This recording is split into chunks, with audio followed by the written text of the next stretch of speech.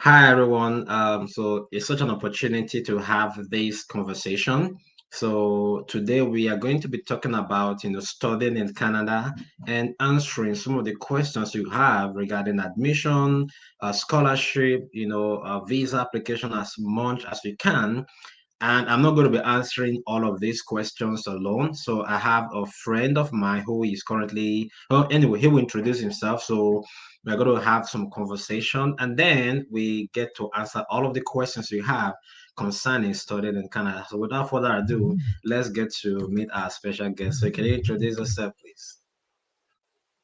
Hello everyone. My name is Paula Bogo. I'm currently a PhD candidate in chemistry at the University of Saskatchewan, and it's a pleasure to be with you today, Peter. Absolutely, absolutely. Whenever I have the opportunity to speak with Omo, I'm always very excited because I know that it's a season and opportunity for us to share all of the things we've learned, in our journey to Canada. So I know it's going to be a question and answer session, but I think let's go back in memory lane, okay? So Yeah, let's share some stories. So myself and Omo, we got to know each other back then at university, right? So I was yes, doing the biochemistry and you're doing chemistry, right? yeah, yeah. So we met Absolutely. So during our undergrad. We took some classes together in our first year. Maths, Chem 101, 112, computer science, physics. Then in second year, you took some organic chemistry class with us, and we kind of like absolutely. get knew ourselves from our class back then. Absolutely. Omar was one of the person that really encouraged me and really motivated me because he's such a chemistry guru. So I'm still trying to learn from him. I'm trying. I'm Okay, trying. absolutely. Okay, so let's get to think about so when we're planning to apply to Canada, what Yeah. was the deciding factor for you for Canada? hmm Well, there were a lot of factors that came into play. Then I actually had two countries in mind when I was applying for grad school. And it was Okay, Canada was my number one country on my list. Then Germany was number two. Now, where Canada ranked number one above Germany for me, first of all, language, right? Canada is an English speaking language, country. okay. So that's kind of direct. Secondly, as far as I knew then, the immigration policies for Canada was quite friendly. Like if you come here in school, they give you the opportunity to finish schooling, start working, and actually work your way to permanent residency. Right. So those were the factors that I considered. Some of the top ranked schools in the world are in Canada, like Toronto, British Columbia, Alberta, Saskatchewan. These are like really like top schools in the world, and they are also in Okay. Canada.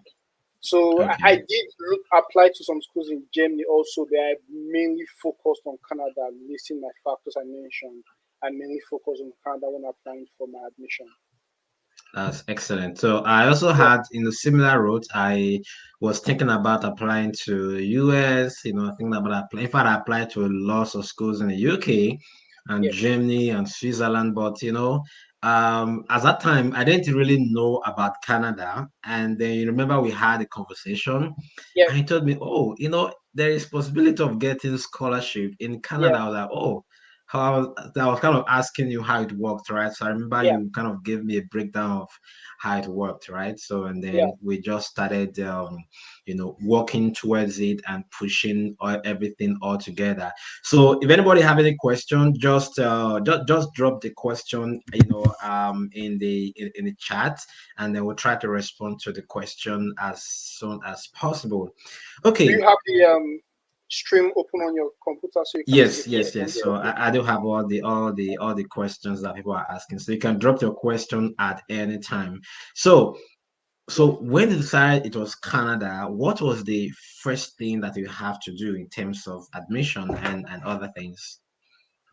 So then I didn't even like now looking down the lane now, there are a lot of resources out there. Back then during this was I was talking about 2015, 2014. There were not lots of resources. The main resource then was Neraland, right? That's the main resource. And I always encourage you to check Neraland. I don't have any affiliation with Neraland, but that website actually helped me. And Okay. I people on Ireland who had come into the IMSC and they were talking about getting supervisors, So I started looking at the schools and reading the requirements. And the more I read different schools for an MSc program, they required you to send an email to a supervisor, to a potential supervisor, and indicate your interest in working with that particular professor. So I said, yeah, sure, let's do Okay. it. So I didn't realize I needed to attach my transcripts, attach my Okay. CV to the email.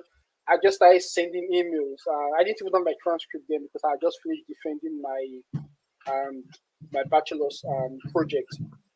So I just Okay. started sending out emails to pros without a transcript or CV. You know, I wasn't getting the response, and I kept wondering why I wasn't getting the response.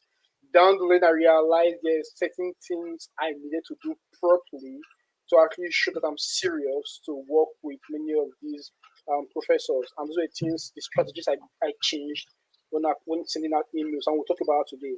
But yeah, I started sending out emails immediately. So for me, I always say I learned on the job. I kind of like learned what to do by making mistakes, by sending out emails and realizing, Sure. oh, you have to attach a transcript, attach your CV. You have to compose a very good email that shows you are pretty serious and interested in working with that particular professor.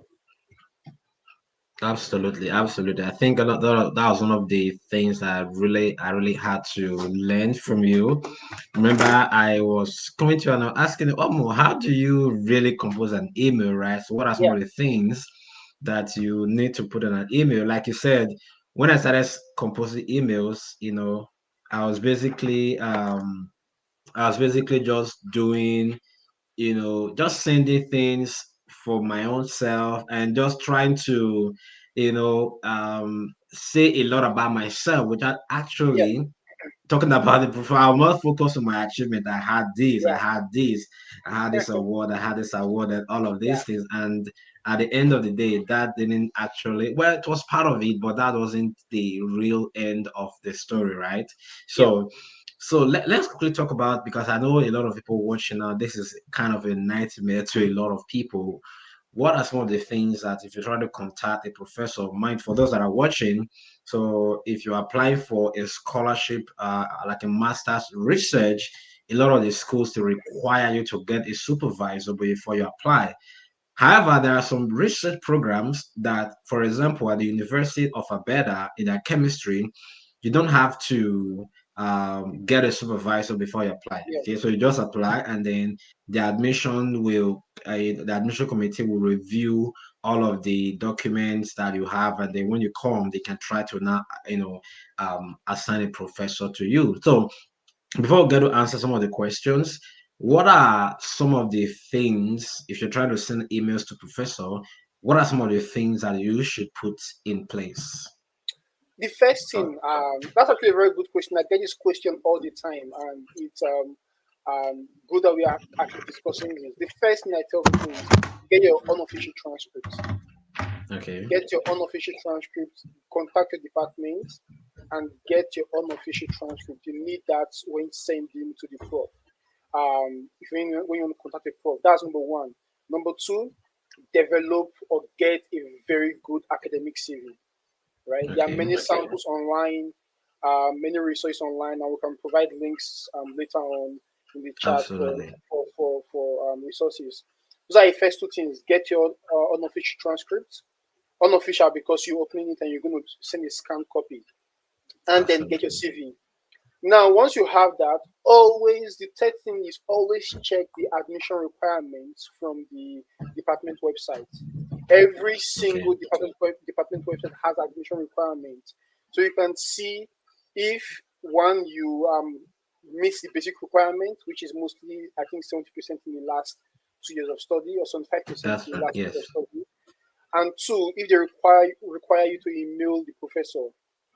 Now, if they do, most departments would have the listings of the professors and their research programs. So you go through the listings, research programs, and most profs have their own website. If you don't have websites, their own personal website, you can easily take their names, Google it, and see their research article, right? So you want to go through the professor's research program, their website, see what they're into, and make sure you that your research interest aligns with their research program, then I always encourage people to at least go through one or two of their journal articles. It just shows that you're very Absolutely. serious, right? Get one of the paper from their website. You don't have to like study in detail, like kind of read like you're getting ready for an exam, but go through Yeah, it, see what they are doing, right? And when you email the profs, make sure you include that in the email. So those are the things I would absolutely. say you should have in place before you actually send an email. To have those boxes ticked off. So first, unofficial transcript. Second, your academic CV is ready, is good. Um, you've gone through the department's admission requirements, and you've gone through the professor you're interested in. You've gone through their website and their research, any of their research paper. So those four things, Absolutely. you should tick those boxes before you then draft an email and send to the professor. And we'll talk about the email. I don't Absolutely. want to jump ahead of myself. Yeah. Yeah, absolutely, absolutely. All right, for those that are watching, can you just put in the chat section which city and which country you're watching from, so that we can get to know all of the, if you have any question, then we can kind of be a little bit of country specifics. So there are already some questions that are here. So somebody is asking, he's a veterinary doctor, and they want to do a master's in animal science or food science. Which of these courses can I have a better chance as a vet? Well, since you've probably done some things about animals, so Yeah. that might be, a better opportunity and chance for you, except you want to change, right? So, but if you don't want to Yeah. change, you want, when you're applying, you want to be able to use your own experience Yeah. as an advantage, right? As an Yeah. advantage. So I think that might be better. I, Okay. I definitely Uh agree with that. yeah, so there's a question here. It's actually directed at University of Saskatchewan. Somebody said they applied for Masters of Public Administration at the University of Saskatchewan. It's Yeah. a course-based program. Can I still find a professor or supervisor I can work with to help fund my tuition and accommodation? What do you have to say to that? Oof. Okay. So number one, you, as I said, check the department requirements and see if they require you to get a supervisor. Okay. If they don't require you to get one, then you might not need that for for the admission. But if you need funding and you've gotten the admission, check the profs and send any of the prof an email that you're interested in working with. Let them know you've gotten admission and you want to see if the prof has funding to work with you. Yeah, they do respond to emails. So when you have a good email, though, so send an email to any of the prof. Again, I can't speak on behalf of the department and say if you will get the Yes. funding or not, but send emails. Another person you can email to ask. Actually, this is the resource person I believe you should email when you're not sure, is the graduate secretary. The graduate Absolutely. secretaries almost always have the answers to your question. So you may the grad secretary ask them if you can talk to a prof to get funding, and they'll let you know. So Absolutely. don't if you think you need funding, email any of the profs you want to work with, and there's a chance they might just have funding for you. I don't know about Yeah. masters in public administration. They have seen students in other programs like sociology actually get funding that way. So there might be a chance you can get funding. Yes.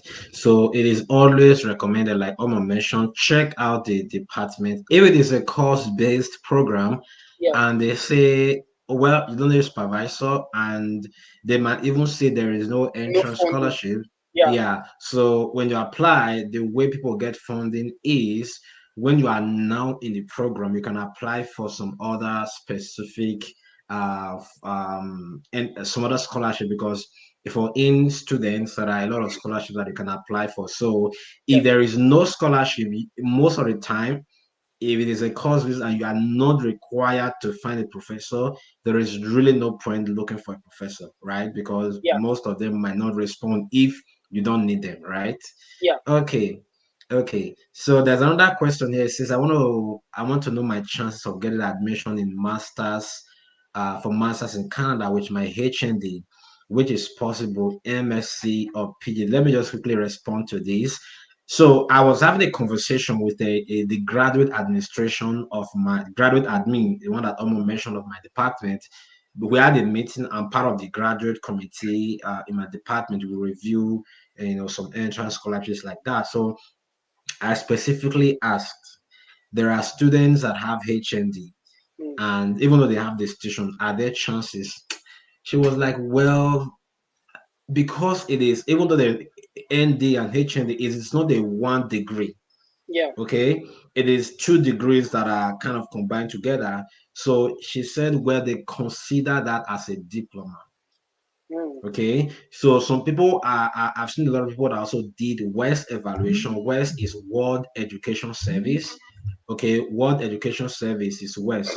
So for that particular WES, you send forth your document and then they do the evaluation for you. Okay, so for that evaluation, what I saw is that they said the ND was equal to a 2 years diploma, and the HND, because you have to send this two separate certificates, right? That the HND was equivalent to a 3 years diploma and a 1 year graduate certificate, postgraduate certificate.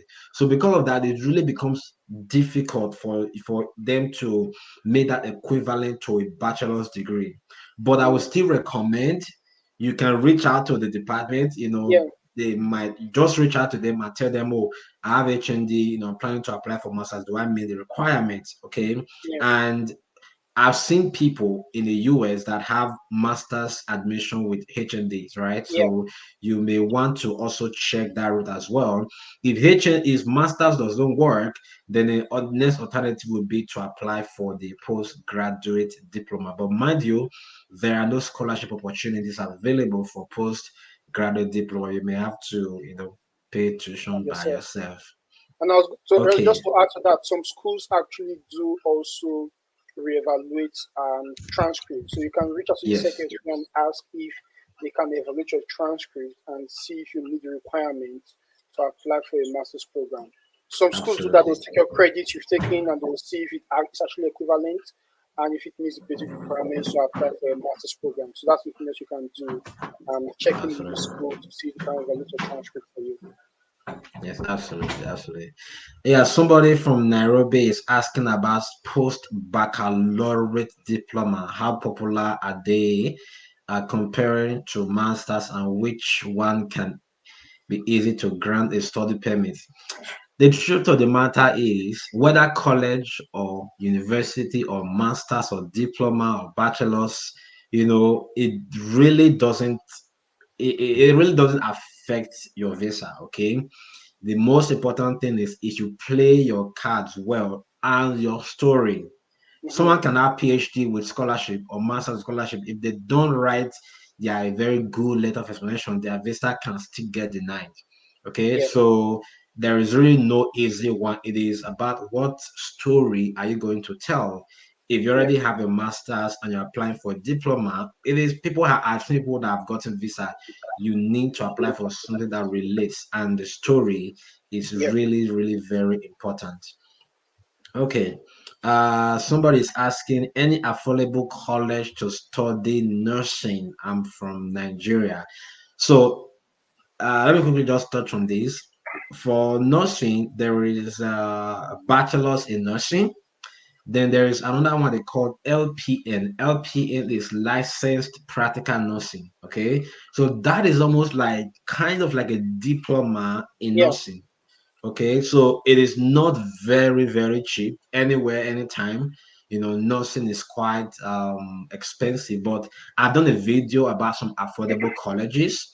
So you can check that. For example, check out New Brunswick Community College, check out Medicine Hat College, check out College of North Atlantic, and just check out this university to see, sorry, these colleges to see if they have nursing. Okay, Peter, this question.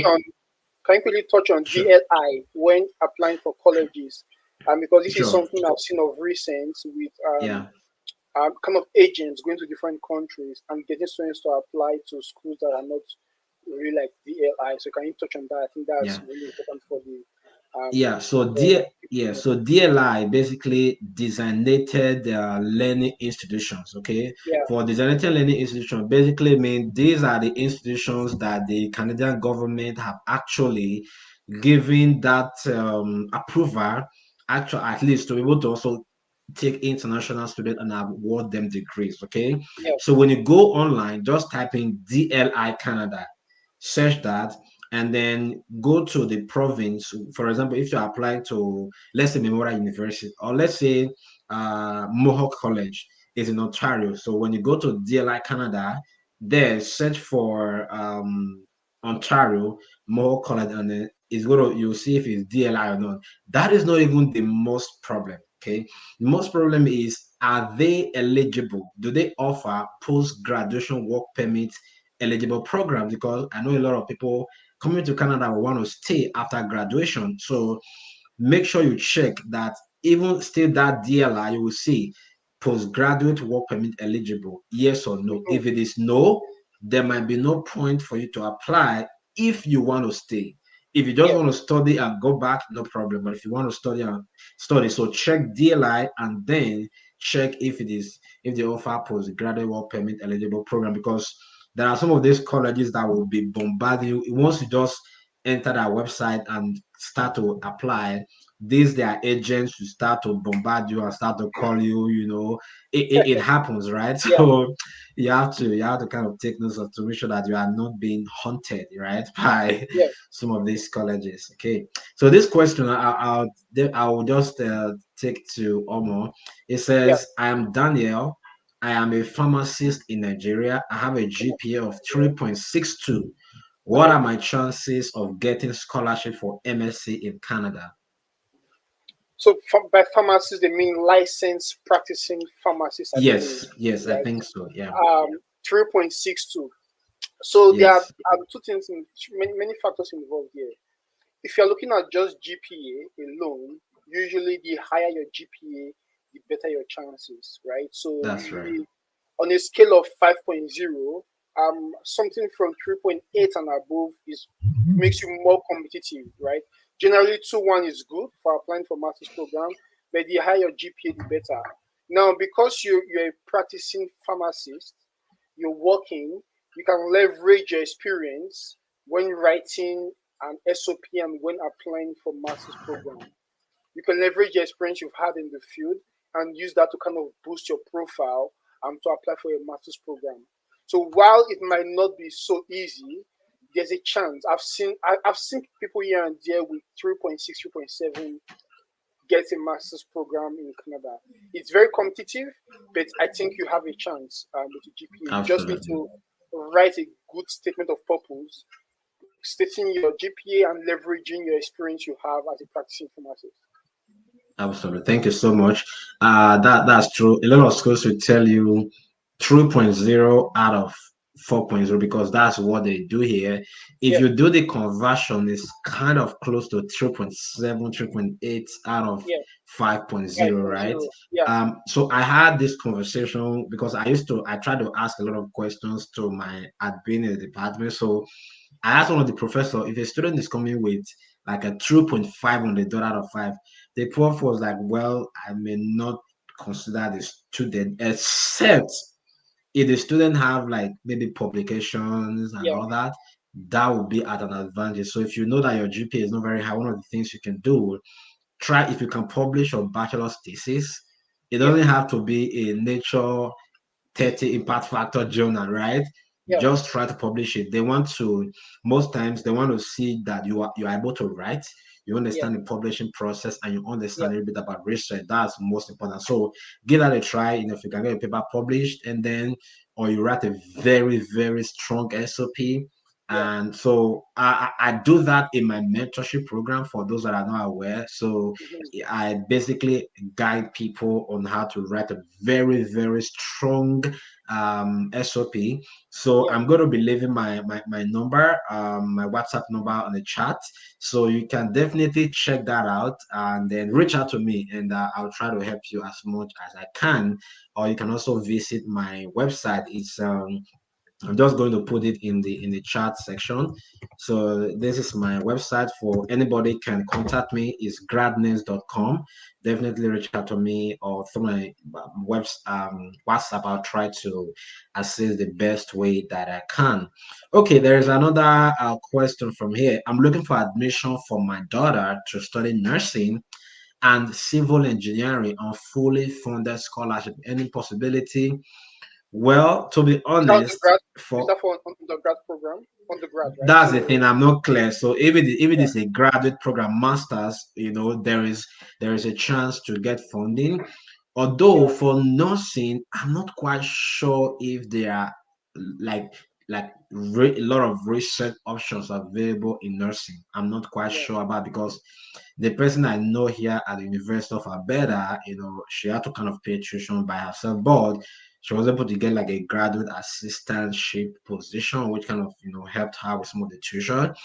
And yeah, for civil engineering, if it is masters, there are opportunities to get research, a fully funded scholarship, right? If you go for a thesis program, yeah. but for the if it is Bachelor's bachelor's degree. degree, Yeah, it is rare. The yeah, maximum, not maximum, you can get around let's say $3,000 to $5,000 if your SSC for those from Africa, your West African, WAEC or NECO, if you have like lots of A's. I know of someone that got $3,000 scholarship at the University of Victoria.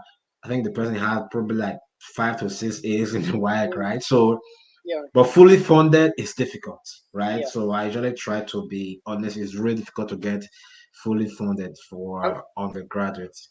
and for bachelor's program, if you don't get scholarship before they start, which course is very difficult for undergrad.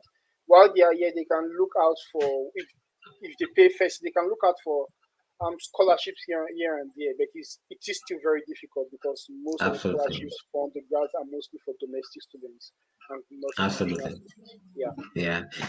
There's another one here. This person is watching from Ghana and is asking if I can assist in gaining admission into Memorial University to pursue masters. So I can guide you and I can provide a guide to you, but I don't do I don't do admission for people with a masters or whatever because you have to get involved in that. I don't. You are the one that know your is that story, right? possible? So Even even though I attended Memorial University, I can't get admission for anybody, right? But you can yeah, reach out to me, and then I will basically I can guide you on some of the few things that you can put in yeah. your in your resume and your SOP to make sure that it is perfect. I think the most important So thing to go is ahead, go ahead. information. Information is what we really want to provide. The information we did not have access to back then. A lot of that is available now. I have a friend I'm currently mentoring, and I helped him build his SOP, and he sent the first few emails. And I told him if you get a response from the professors, even if you don't, and they say they don't have funding, the fact that you got response back from them, that's a good sign, right? Because if you don't have a good SOP, a good email sent out, you won't get response even. And so far, it's gotten multiple response. Most of them is we don't have funding currently. Check back later. I'm like you're on the right track. That's a good sign. At least they see your email, they respect the email, and they respond to the email. So the main thing is to Absolutely. help you understand and know what to do and how to apply for these Absolutely, admissions. absolutely. That's why you need to reach out to someone that have experience, which I do and I'm gonna Yeah. do. So reach out to me and I'll be able to guide you in my one-on-one mentorship program. Somebody's asking, do you have any idea how to get a loan to enroll in a college? I want to pursue diploma in aircraft maintenance technician.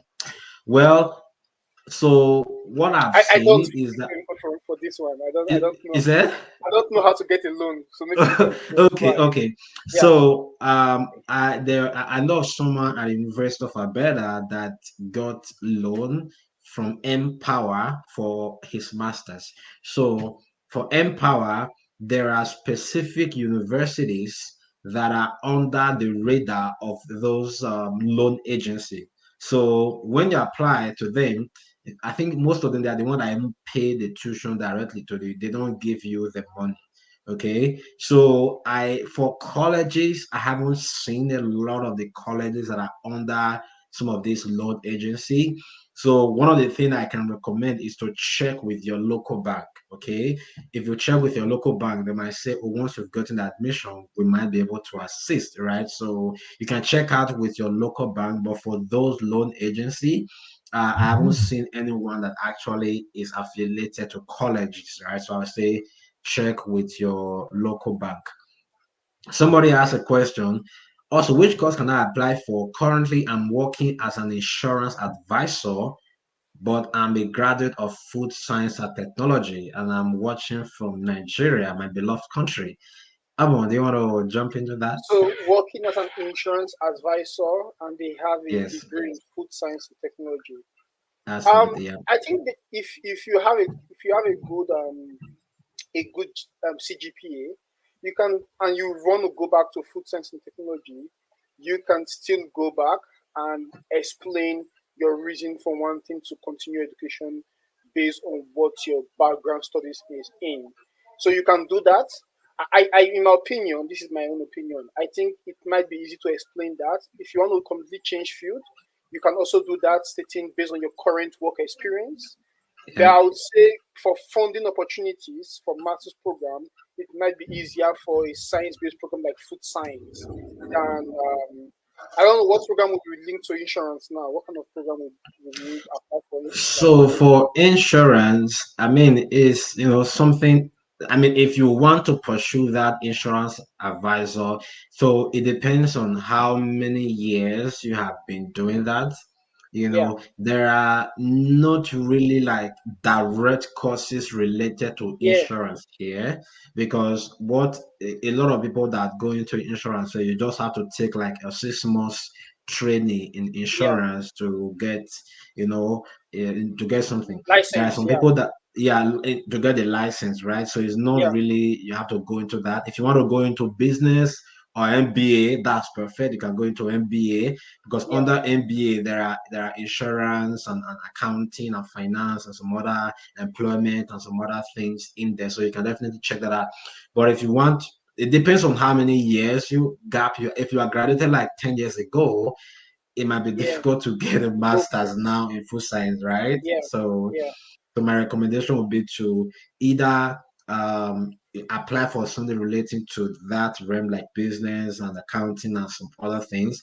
But if you want to go into food science, so if you have at least a second class upper, you can still reach out because most of these are research programs, so you can apply. yeah, And if you say course-based program, you can apply. You have to now write a very strong SOP to yeah, explain why you are not coming back to your food science science, yeah. after a very long time. And if you see reasons with them and you can justify, it should still also, I'll say, give it a try. Mhm. Somebody's asking, can I get a scholarship and move with my partner? So let me just quickly touch on this. So if you have a fully funded master's or PhD, you can, when you're applying for your study permit, you can include your spouse. And then they Mhm. can, once they approve your study permit, they can give your spouse Spousal open work permit. permits, Yes, yeah, that's one chance. Another way is to go to Canada. When you get to Canada, then you can then apply for your spouse to come and join you. The reason why 95% of people do that, in fact, that was actually what I did, is that when you apply for study permit and you put everybody in the application, you are invariably telling them, you know what, I'm not coming back, right? I'm not coming back. So it becomes difficult to prove home ties, right? But if your yeah, spouse is back home and you apply and say, you know what, I'm going there, I can't stay in Canada once I'm done. I have to go back because my spouse, and that's a very good home tie, right? So that would be my recommendation. Somebody saying they're from Nepal and they have a bachelor's CGPA of 3.1 and I7. Am I eligible for master's in computer science? So I don't know what the grading system is for Nepal.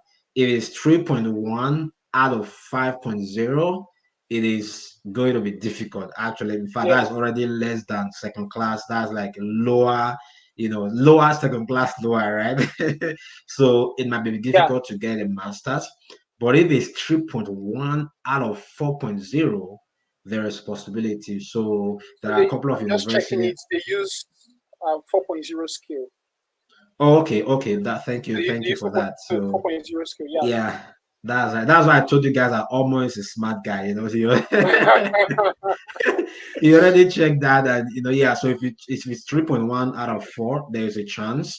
And I just Yeah, reach out to, so there are course-based masters. If you go to Memorial University, there are course-based masters and there are research-based masters. So if you are thinking about scholarship, apply for the research-based program. If you are required to contact a professor, contact. If you don't know how to contact them, reach out to me. I'll guide you through yeah, in a one-on-one mentorship program on how to reach out to this professor. There is another question here. So the academic requirement is 70%. If the result is less than 70%, is there a chance of being considered? I think Omar, you touched on that. yeah, If you can leverage your work experience and yeah, you write a very strong SOP and you're yeah, able to go on a two-paper publication, that yeah. might increase your chance. So definitely check that out. Just to add to that quickly, some schools would actually say that 70% is last 2 years, right? Yeah, So some schools say it's last 2 years. So for example, if general the 4 year CGPA is less than 70, but the last 2 years are actually good, and you show progression every year in your GPA, like every year you have increase in GPA, you might still have a chance. You can leverage that in your SOP when applying. absolutely. And one of the things I encourage people to do is if your bachelor's wasn't that good, you can apply for a master's in your home country. I try to get Mm, the distinction. And yeah, then after that, you can then apply for a master's in Canada because I also asked this question. So the graduate admin said when you have a master's from your country, you see that 70 units in the last 2 years, they will yeah, start counting from your the master's. master's program, yeah, They start counting from your master's all the way once till they get to that 60 credits. Okay. So somebody's asking, do we need IELTS for Canadian schools? It depends on where you are depends where you're asking that applying question from. from. So if Yeah, you are applying from Nigeria, you don't need most of the yeah, English speaking countries, yeah, you don't need the IELTS. But if you are from a French speaking country, you definitely have yeah. to get your English done. Okay. Somebody said, what are the chances of getting PRO if I come for a 1 year diploma in digital accounting? I have a HND in accounting. To be honest, the course you study actually have nothing to do with your PR. You can have Yeah, PhD and another person have a diploma can have PRO before you. So how does it yeah, work? When you come here, any irrespective of the program that you study, okay, after studying the program, you apply for a post graduation work permit, okay. yeah, With that post graduation work permit, you will now be able to apply for work. And if you yeah, work for 1 year in a skilled job, you'll be eligible to apply for the Canadian Experience class. yeah. The only challenge that I've seen with people doing a 1 year course, because with 1 year course, they will give you a 1 year 1 year work post-graduation permit. work permit. Yeah, And then within that 1 year, you have to get a job and then be eligible to apply for the yeah, Express Entry immediately once that 1 year is completed. So you know how Canada is now. Sometimes, you don't know how the immigration system, for example, people that in like for the past when they started the express in July, the CRS score has really been high. Even people yeah, that are in Canada are having delay getting their invitation to apply. But those that have like 3 years, they can have a chance of waiting. But if it's 1 year and after that 1 year you have that 1 year experience, but your CRS score is not up to, it's going to be a problem. But that notwithstanding, yeah, you can actually get PR, right? If you get a skill yeah. job, so you have to be strategic to making sure that you put everything together. Okay. So there's another question. Let me ask on this. So somebody said, is it true that some universities in Canada can allow you to pay for tuition fees when you get to Canada? I mean, allow you to come without any tuition deposits. Amo. So if you're asking for learning, I'm going to assume you're asking for grad school master's program. If it's master's program or PhD program, yes, that's possible. You don't for master's or PhD, you don't need to pay tuition before you apply for visa or get your ticket. However, the universities usually have a deadline to pay tuition, right? For Yeah. example, for my school, for the fall term, the deadline to pay tuition for the fall term is September 30th. For the winter term, the deadline is January 30th. So if you get the admission to resume in fall, you don't have to pay your tuition before you resume in September. This is specifically for masters and PhD program I'm talking about now. So you can get your visa, get your ticket, come in, and then once you are here, you can then pay your tuition. However, from what I know for the PhD program, which is the postgraduate diploma, is a usually requires some amount of deposit after getting the admission. So those programs are quite separate from masters and PhD, where they follow the general tuition deadline, which is September 30th for fall or January 30th for winter, for my school at least. So it depends on what you're applying for. If it's master or PhD, yeah, you can apply for your visa without paying tuition. However, just know when you apply for visa, you then need to show that you have a scholarship that's going to cover your funds, right? Because then if you don't pay tuition and you're applying for visa, then you have to show that you have a scholarship already here for you in Canada. If not, if you have a scholarship, it's advisable to have it paid before applying for the visa. Absolutely. And if you're applying for course based, in fact, that is even more important to show that you have the capacity to pay for the tuition, right? Ideally, there is not a specific, but ideally for a 2 years master's program that is course based, if you're not required to pay tuition, if you can show minimum, I would say minimum of a year and a half, minimum. But if you can show for 2 years, that is perfect, but it shouldn't be less than 1.5 year or a year tuition that you have to show. Okay, somebody is asking the question, can you also a little bit about converting your GPA to of different scales, 5.0, to Canada University, either 4.0 or 4.5? So I also asked this question, and the graduate admin in my department actually said that they have a software, whatever that they have, that is not available if you haven't applied, right? So you can't, if you ask them, they won't convert for you. But I normally just try to use a rough estimate. Okay, for example, if you calculate 3.5 out of 5.0, just convert that to percentage, right? Yeah. I was gonna say you can do it in percentage, and like I do it rough as percentage, right? 3.5 over 5 times 100 as percentage. That's a rough estimate. Or times 4 if it's a 4.0 scale. That's a rough estimate.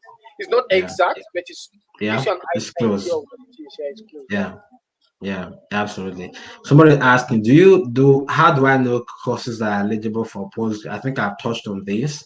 So for this, actually, this person, I want to respond to this because this person actually reached out to me and said, I'm looking forward to this section. So let me try to respond to that.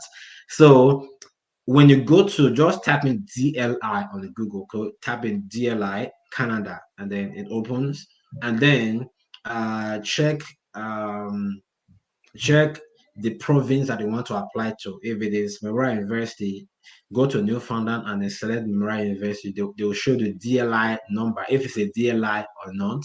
Then they will ask you, they will say, do they offer postgraduate work permit eligible programs?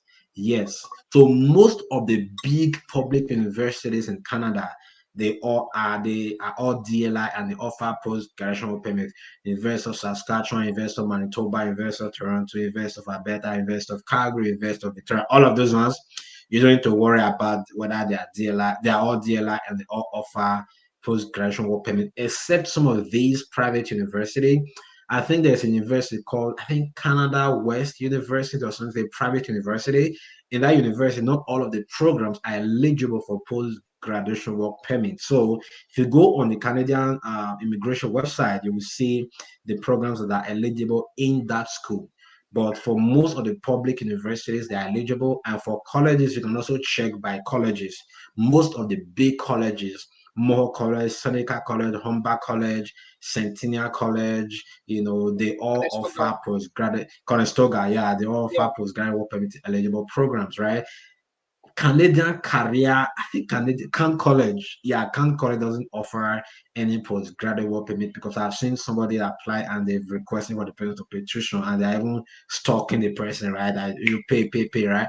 That school is not eligible for post-graduation work permit eligible program. So if you want to come and study and go, fine. But if you want to stay, you want to just apply for a university, a college that actually offer post-graduation work permit eligible program.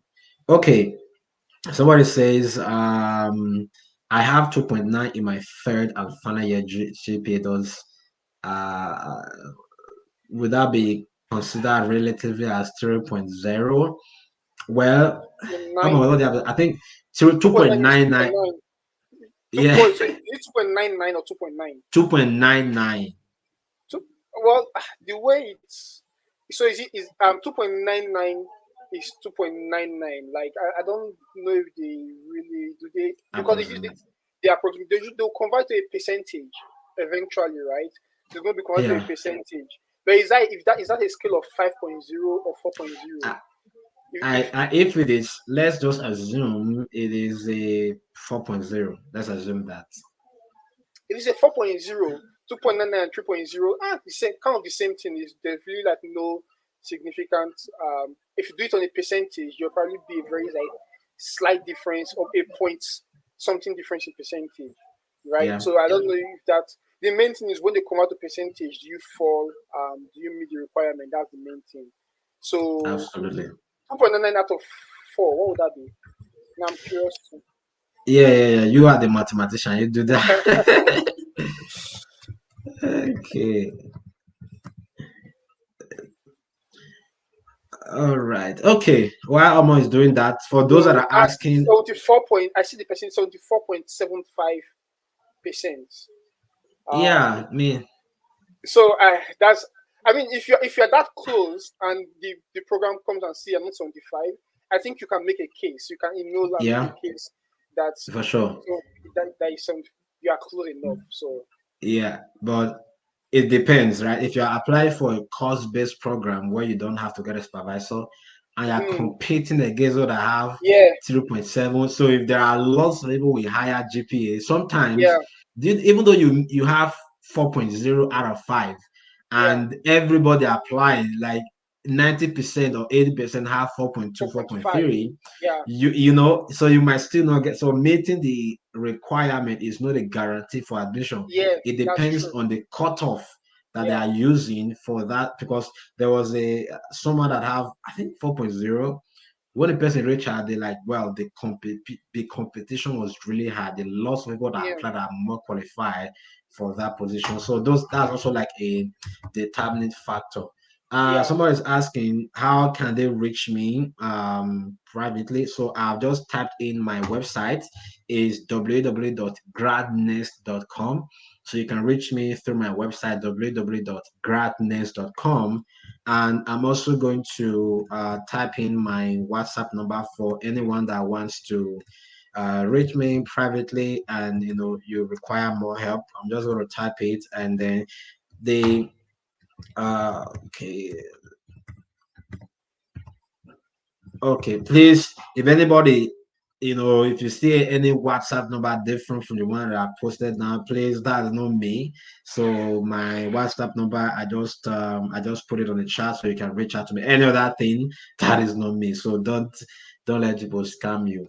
Okay, somebody's saying I have a GPA of 3.5 out of 4 and I've been admitted into a graduate certificate program. Will this affect my visa application or my to be honest, like I said, it doesn't matter. It's about how you play your story, right? The story that you're going to Mhm. tell in the application is the Yeah, most important factor. So that doesn't really affect you have to write a very strong letter of explanation to explain why you are doing a graduate certificate program. yeah. Somebody is saying that assuming you have a background knowledge of a program and want to apply for it without an actual recent experience in the professor's research area, how do you convince the professor via email? This is almost domain. Yeah, when Yeah. I applied for my master's program then, the only experience I had, or main experience I had, was from my honors project, my bachelor's project, and working in the lab part time back in Nigeria. So if you're applying for a master's program from Nigeria, you don't necessarily, it's not required you have deep research experience. If you have it, it's an advantage, but it's not compulsory. You must really like you've done deep research. When you get the admission, you will be trained again on everything, on the research, on the instruments. The main thing is what's your background, what's your CGPA? Do you have a very strong CGPA? Because again, you are competing with students from other countries who have strong CGPAs and possible research experience. Then your Ah, SOP, how strong and how convincing is your SOP that you are really serious and interested in working with the professor.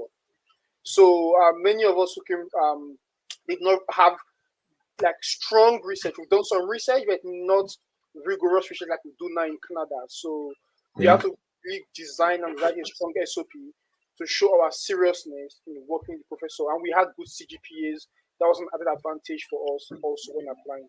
Yeah, for me, I think one of my professor for my master's was into lipid research, and then Mm, she saw that in the lipid biochemistry that I did in my third year, I had an A, yeah, right? So that was like connecting push part. So yeah, I didn't have any publication when I applied for my master's. So yeah, whether publication or not, it's really difficult to get a bachelor's publication, right? So just apply, use the courses that you did as your selling point, and you mentioned that you already did a final year project, so yeah. that is you don't have to be, oh, if your bachelor's was the effect of avocado leaf Mm, or mitigating diabetes or whatever. yeah, It doesn't have to be that part, that research, right? yeah, So exactly. just think about your future.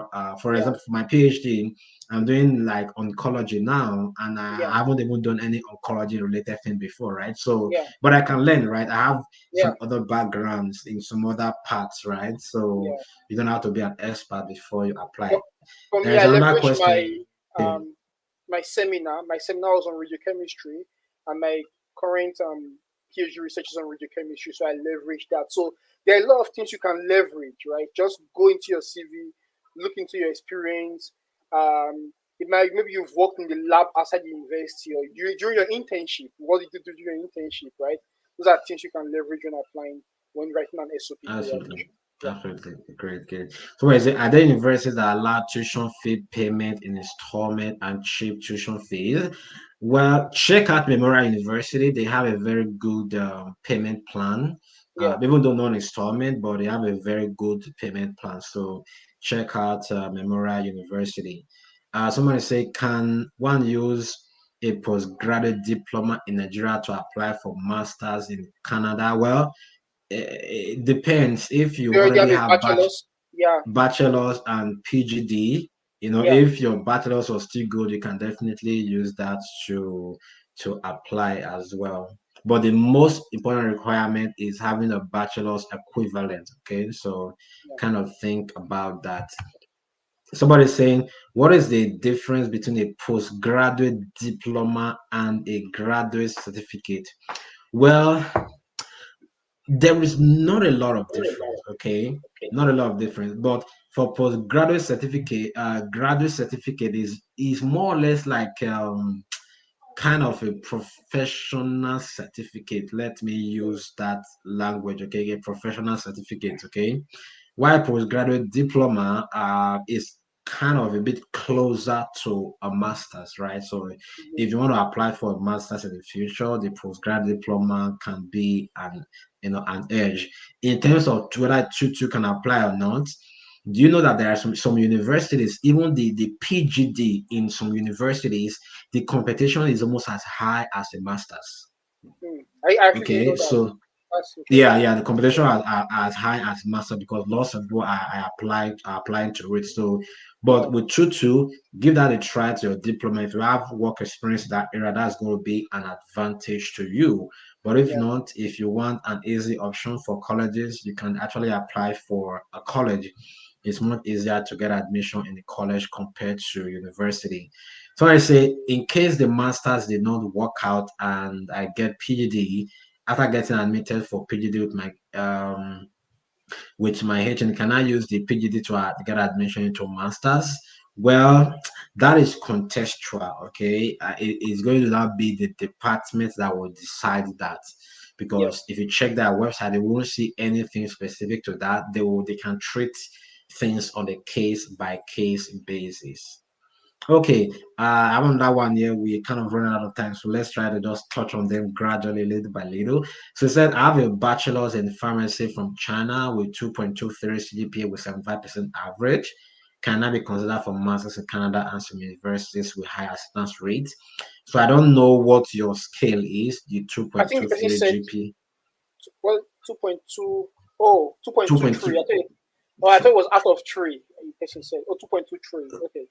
Yeah, so with 71% average. So I don't know what the 2.3 is out of, but 75%, 70% average, it's quite a good option.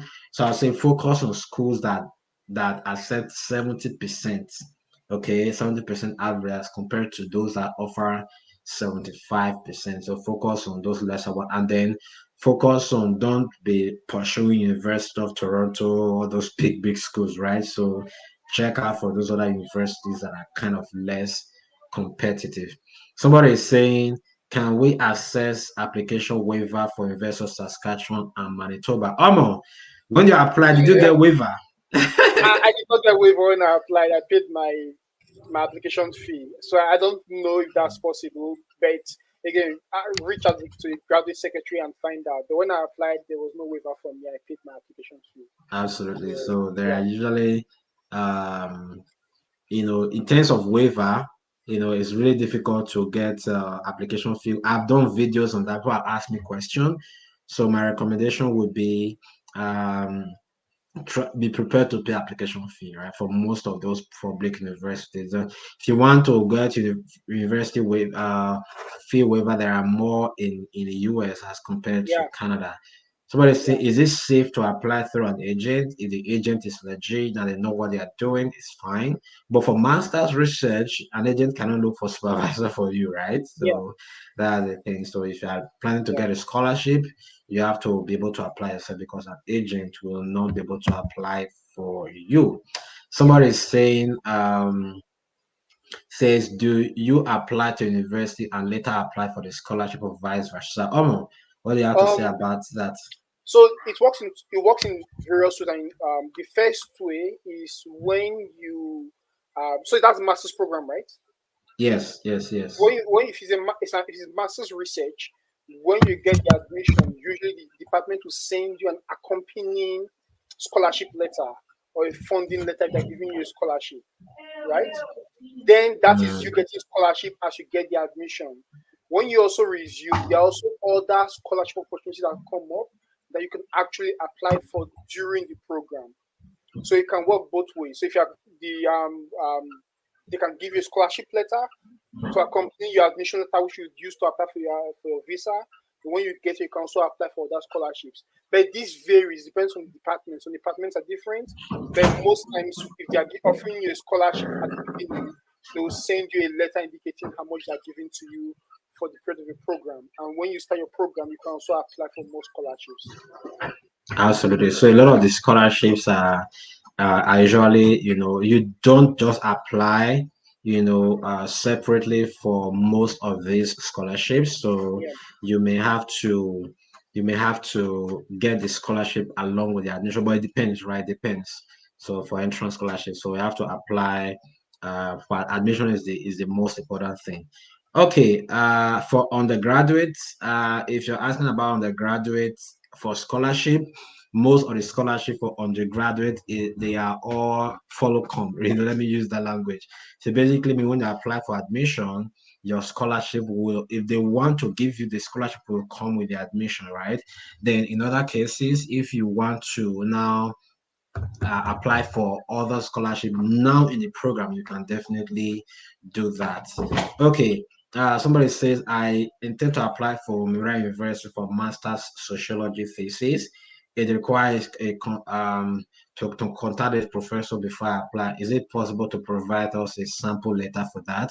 So because this is a live session, I won't be able to provide a sample for that, but reach out to me. I've already shared my WhatsApp, and you can also just comment in any of my YouTube videos. Just reach out to me and I'll guide you. I have samples of letters to professors, samples of letter of explanation for your visa application, samples of SOP to for sending for your admission. So reach out to me and I'll try to guide you and provide you some of those samples. Somebody say, I'm from Ghana, I'm interested in studying 2 years diploma in electrical engineering at Niagara College, and I graduated from technical school in Ghana. My results and certificate. So the question is not complete. So if you're interested, just apply.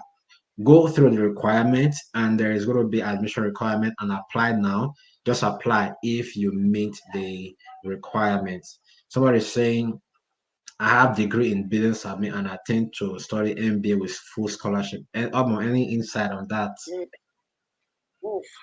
As far as I know, getting full scholarship for MBA is MBA requires you to pay your tuition. Yeah, it's tough. I don't know if there are scholarships out there. I'm not aware about them. MBA usually requires you to pay your tuition yourself in your pocket. To be honest, I haven't seen, so you may have to pay tuition. So I'll say in that case, I think there might be something in the US, but for Canada, you may want to look out for universities that offer cheap MBA. For example, check out what's this school? University of Northern British Columbia. Their MBA is also affordable. Somebody is saying, if my transcript is sent to registered company address, can I send the official transcript to a school during application until you are accepted? Well, it doesn't matter the address of the transcript. It doesn't matter, because whether you address it to anybody, the content of the transcript does not change, right? So it is the content. Just once you have your own official transcript, let's say you email a prof, you get the accepted to work with the prof, you apply for the admission. Most schools will ask you to first upload your own official transcript. After you get the admission, they will then ask for you to request an official transcript to be sent directly to the department or the college. Right? So if you have your official transcript, you can use that first. Then when you get the admission, again, you have to check the requirements from the school. But when you get the admission, they will ask you for the official transcript to send. How much time do you have so that we can? How much minutes? I can do 5 to 10 more minutes before. Okay, all right. Let's just quickly hammer them. So for those questions I might not be able to answer, I've talked about it in my YouTube video. Just type Peter Isesele on YouTube and you'll see a lot of my videos on my channel, or you can reach out to me through my website. I've already posted that all on my there. If you check any of my YouTube videos, my WhatsApp link and my website link is there, so you can definitely reach out to me in case we are not able to get to your question. Somebody is saying, do I need a valid passport before I can apply to any school visa? Yes, no argument. I have is it for the admission? Any school. Well, it's good to have your passport before even thinking about anything admission. Yeah, but it's not a requirement. It's not a requirement. For the admission. Then when you get the visa, then you have to process when you get the admission, you have to process your visa immediately. So having a passport in hand before is actually a good idea. The only thing is that there are sometimes some schools that will ask you to provide an ID, right? So that's kind of why you need to have your passport at hand. That's true. Yeah. Somebody say, I have a degree in biology education. Can I do a healthcare MSc? And what are the requirements? Well, it depends on what you define as healthcare. So if you want to do like nursing or whatever, medicine, pharmacy, whatever, depends on how far. If it's a specialized program, for masters, it might be difficult if you don't have the bachelor's in that field. Okay, so I'll say look at in the requirement, they will say must have a bachelor's in this area. If you are within that area, you can definitely apply. Somebody saying, for visa, is it possible to go with family, like a family of 3 members, even with a loan? Well, if you have the funds to show for it, you have the loan to show for it. Like I mentioned, it's more technical in terms of convincing the visa officer that you have home ties, but there are some people that have done it, so you can definitely give that a try if you have the funds to show, and you should be able to prove your home tie that you're going back to your country after the study. Okay, somebody said, Omo, quickly, is 3.88 out of 5 a good grade to get scholarship and admission? It's okay, but it's very competitive. That's the challenge. You're going to have Absolutely. people coming with 4 points. Myself and Peter, we both made above 4 point CGPAs out of 5 for our undergrad. So you're going to, and it was still really tough for us to get into programs because of how competitive it is. But it's Absolutely. possible. I'll say it's possible, Yeah. but it's competitive. That's what I'll say.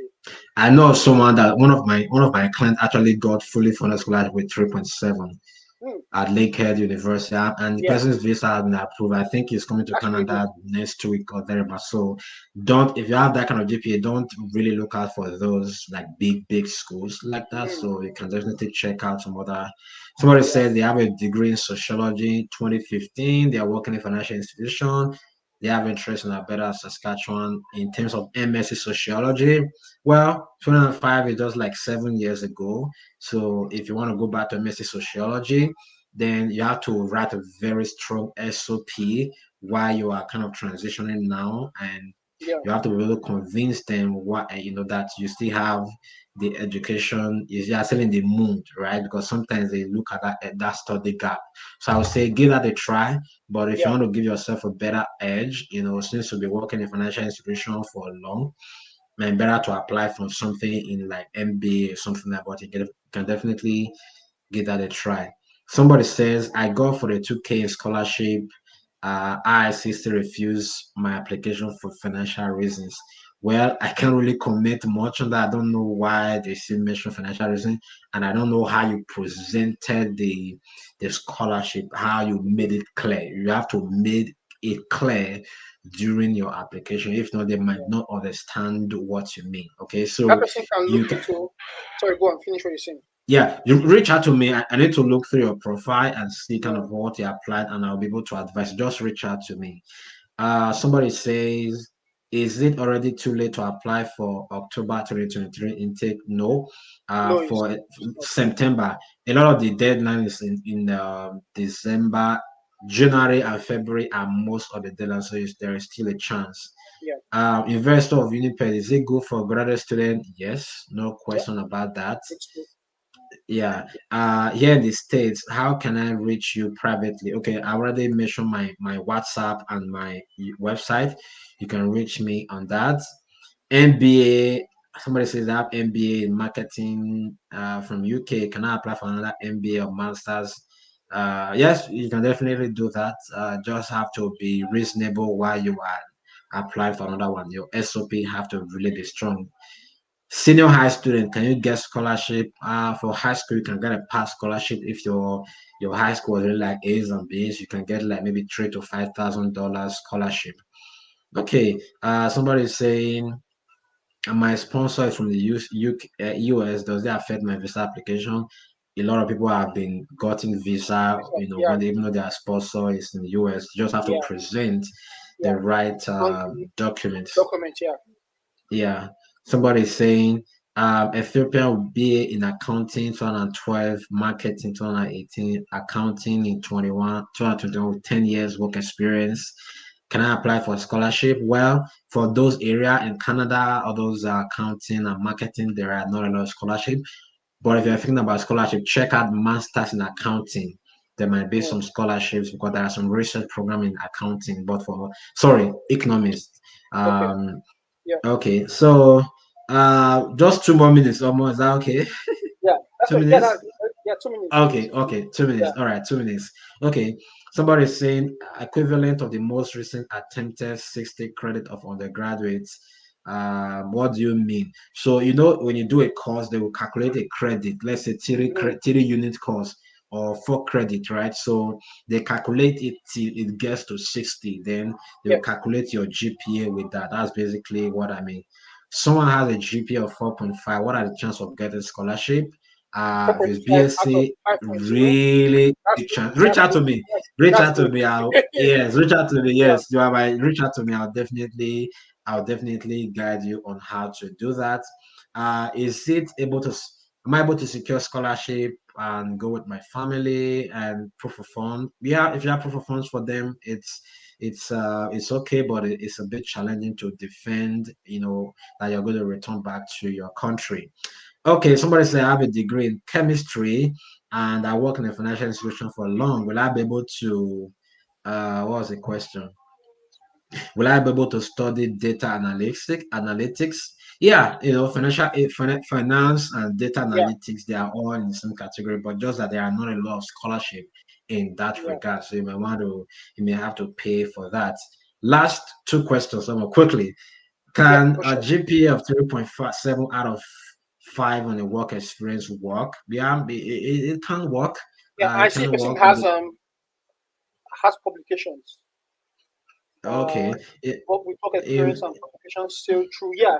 So you have okay, 2.7 work experience and publications. Yeah, it can work. Again, it's still competitive, but you have work experience and you have publications. So you have to leverage what you have basically, right?